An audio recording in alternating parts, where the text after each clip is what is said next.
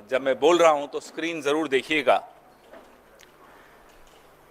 हम बचपन से सुनते आते हैं कि जब भी कोई चोर बड़ा खजाना, बैंक, ट्रेजरी लूटने जाता है तो वो सुरंग बना के उसके अंदर घुसता है। जब किसी बैंक में सामने के दरवाजे से आना मुश्किल हो तो एक सुरंग बनाता है चोर, और बैंक के अंदर लॉकर्स जहां होते हैं वहां घुस जाता है। और अक्सर हमने ये भी सुना है कि वो चोर बैंक के चौकीदार से जरूर मिला होता है। चौकीदार उसको गूढ़ रहस्य बताता है। The guard of the bank normally helps the thief to get into the bank through a tunnel route. What has happened now in Maharashtra is also something similar. जो महाराष्ट्र की महायुति सरकार ने किया है वो लगभग ऐसा ही एक काम है, कांड है, डाका है, चोरी है और एक बहुत बड़ा घोटाला है। 10,000 करोड़ की ये डकैती सरकार ने खुद करवाई है। मैं दोहराना चाहता हूं, I would like to repeat, this massive scam of 10,000 crore rupees has been sponsored by the government of Maharashtra. आप लोग सोचेंगे ये कैसी बातें कर रहा हूं, और ये 10,000 करोड़ महाराष्ट्र के हमारे मराठी भाइयों के, हमारे मारवाड़ी भाइयों के, हमारे गुजराती भाइयों के, हमारे तमाम लोग जो महाराष्ट्र के टैक्स पेयर हैं, मेहनत करते हैं, पसीना बहाते हैं, उनकी कमाई से 10,000 करोड़ लूटा गया, सरकार द्वारा लूटा गया। आप बढ़ाइए इसको भी साथ साथ। आपको मालूम है कि ये जो प्रीपेड चंदा और पोस्टपेड धंधा हम आपको दिखाए हैं, पहले भी कई बार हमने इलेक्टोरल बॉन्ड्स के विषय में बताया है आपको कि कैसे चंदा दो धंधा लो की एक स्कीम चल रही थी और उसको सुप्रीम कोर्ट ने आकर रोक दिया।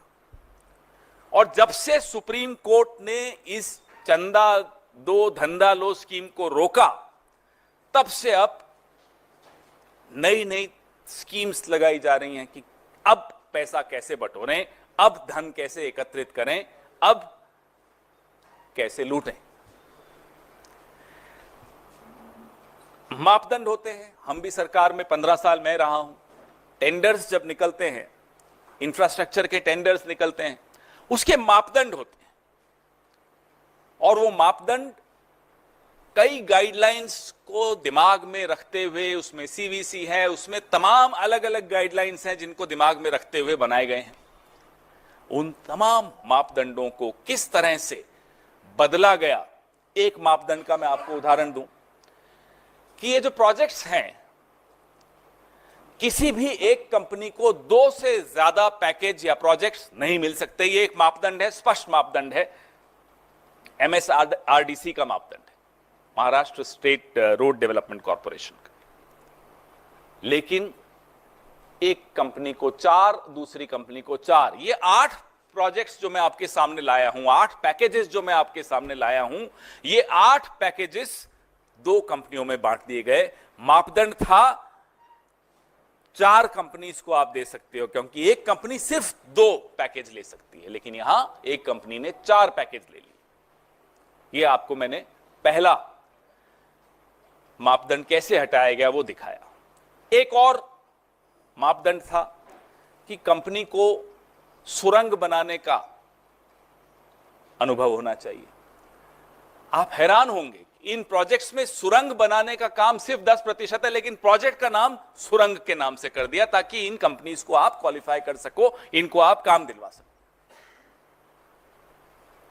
आप सोचिए, और इसमें मैं हम सबको जिम्मेदार मानता हूं, सीएजी से लेकर मीडिया से लेकर हम सब देश के नागरिक जिम्मेदार हैं कि किस बेशर्मी से एक सरकार लूट सकती है इंफ्रास्ट्रक्चर टेंडर के नाम पे वो बेशर्मी आज तक 75 साल में आपने नहीं देखी होगी. The brazenness with which a government can loot its people has not been seen in the last 75-76 years, and I hold all of us responsible for that, whether it's the CAG of India, whether it's the media of India, whether every single citizen. We need to be aware, we need to be alert, we need to see what's happening around us.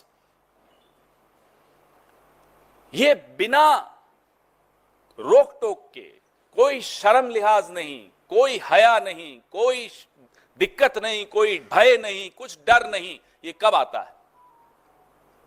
जब आपको भरोसा होता है कि ये कोई देख नहीं रहा, और अगर कोई देख रहा है तो भी मेरा कोई कुछ नहीं बिगाड़ सकता. ये मानसिकता इस सरकार की, भाजपा सरकार की ऐसी आ गई है कि पहले जो काम महाराष्ट्र में हम सुनते थे, बचपन में आप लोग भी सुनते थे कि डी कंपनी लूटती है साहब, फिरौती ले लेती है, किडनैप कर लेती है, धमकाती है. माफ कीजिएगा, अब एक नई कंपनी है, उसका नाम है B company, B for BJP. अब ये काम बी कंपनी कर रही है. इलेक्टोरल बॉन्ड्स में भी 13% इलेक्टोरल बॉन्ड्स का चंदा महाराष्ट्र से वसूला गया था. बी कंपनी, याद रखिएगा, ये नाम अब बार बार दोहराया जाएगा. एक जमाने में डी कंपनी थी, आज मोदी युग में, अमित शाह के युग में बी कंपनी आ गई है और लूट रही है महाराष्ट्र. आप ये जो सामने आपको दिखाया जा रहा है, इसमें आपको एक और चौंकाने वाली बात मिलेगी कि जो प्रति किलोमीटर की लागत कंस्ट्रक्शन करने की बाकी राज्यों में या एनएचएआई ने जो प्रोजेक्ट्स आवंटित किए थे, उसमें प्रति किलोमीटर की लागत कितनी थी वो आपके सामने है. थोड़ा इसको दिख रहा है आपको क्लियरली? और इन प्रोजेक्ट्स, जिन प्रोजेक्ट्स को मैं आपके सामने लाया हूं महाराष्ट्र के, इसमें वो लागत दुगुनी कर दी गई. ये सबसे चौंका देने वाली बात है. The cost of construction per kilometre has been doubled of what it was in earlier projects given by government, given by NHAI in other states. What is so special about these projects? Why has the cost gone up by 100 times? How can it be doubled? ये सवाल बहुत बहुत गंभीर सवाल है, क्योंकि जैसा कि मैंने आपको कहा, 10,000 करोड़ महाराष्ट्र के टैक्स पेयर की जेब से निकाल के सरकार ने कंपनियों को दे दिए और दूसरे हाथ से कंपनियों से फिर ले लिए. नहीं तो कंपनियां क्यों लेंगी इतना पैसा, और आप दोगे क्यों? आपके कोई सगे थोड़े ही हैं वो. लेकिन ये 10,000 करोड़ भाजपा ने कैसे लूटा, ये मैं आपके सामने लाया हूं. अब आपके सवाल, अब वो आप भी ढूंढेंगे, सारा काम हम ही से कराएंगे. फिर आप क्या पॉलिटिक्स करेंगे अगर हम जर्नलिज्म करेंगे तो? पत्रकारिता आपको करनी साहब, हम आपके सामने कुछ तथ्य ले आए, अब आगे खोजने का काम आपका है. सारे केसेस मैं झेलूं, फिर आप क्या करोगे?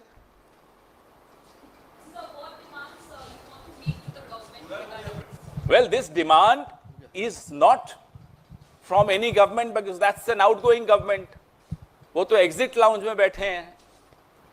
This is a wake up call to the media, to the CAG, to the courts of India, to the voters of Maharashtra.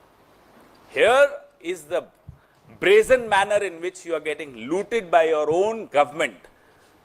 ये जो सरकार में आए थे तब भी घपला करके आए थे महाराष्ट्र में, तो आपको मालूम ही है, और सरकार में आने के बाद भी घपला कर रहे हैं, वो आपके सामने रख दिया. सर, ये जो बोर्ड लेटर में आपने लिखा है, आपकी प्रेस कॉन्फ्रेंस का प्री पेड धंधा, पोस्ट पेड धंधा, तो प्रेस कॉन्फ्रेंस में आपने जो बिजनेस मिला किसी कंपनी को, उसका जिक्र किया कि उसके लिए नियमों में बदलाव किए गए, लागत बढ़ा दी गई जो आपके आरोप है. तो और आप की बातों से लगता है कि पहले चंदे के तौर पे उसकी पेमेंट की गई, बाद में उन्हें काम दिया गया.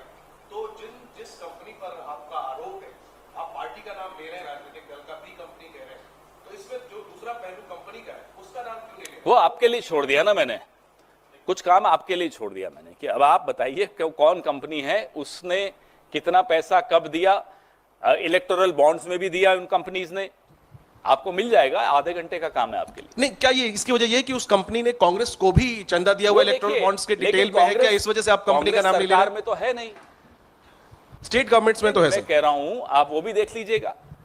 न कांग्रेस के पास ईडी है, न कांग्रेस के पास सीबीआई है, फिर कोई भयवश तो कांग्रेस को चंदा देगा नहीं। यहां भयवश भी काम चलता है, साम दाम दंड भेद चारों का प्रयोग करने की स्थिति में कौन है? D company. हाँ जी सर, नीरज हूँ न्यूज 18 इंडिया से। आपने का कंपनी का नाम आप नहीं ले रहे, प्रोजेक्ट कहाँ कहाँ है उसके बारे में है थोड़ी। ना, सारा आपको प्रेस रिलीज में आ रहा है ना। पुणे का प्रोजेक्ट है, Pune ring road, Pune ring road E3, E1, W1, W2, W3 सारे तो आपके सामने हैं। केवल पुणे के? हाँ, ये उन्हीं में आया है। ये जो खास तौर पे ये कांड जो हुआ है, ये जो डकैती हुई है, ये वहीं हुई है। 20,990 करोड़ के ये प्रोजेक्ट्स, 8 प्रोजेक्ट्स जो मैंने आपको अपनी प्रेस रिलीज में, और प्रेस रिलीज 3 भाषाओं में है। 20,990 करोड़ होना कितना चाहिए था? 10,087 करोड़।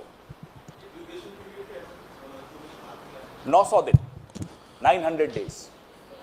पवन सर, अभी कहाँ, इसके अलावा क्या सवाल है? यही सवाल है। नहीं पवन सर, आप सवाल ये कि आप कह रहे हैं ये आउटगोइंग सरकार है, तो क्या आप कॉन्फिडेंट हैं कि महाराष्ट्र में आप लोग सरकार बना रहे हैं, और जब आपकी सरकार बन जाएगी तो किस तरीके से जांच की जाएगी और क्या जांच का दायरा बिल्कुल जांच रहेगा? की जाएगी। इस तरह के जितने भी प्रोजेक्ट्स इस आउटगोइंग सरकार ने इस तरह से दिए हैं, जहां टैक्स पेयर का पैसे को लूटा जा रहा हो, सरेआम लूटा जा रहा हो, उसकी ना केवल जांच होगी, वो दोषी कोई भी हो, वो दिल्ली में बैठे हो या मंत्रालय मुंबई में बैठे हो, कोई भी दोषी हो, ज्यादा करके वो दिल्ली में ही बैठे हैं, उनको बख्शा नहीं जाएगा।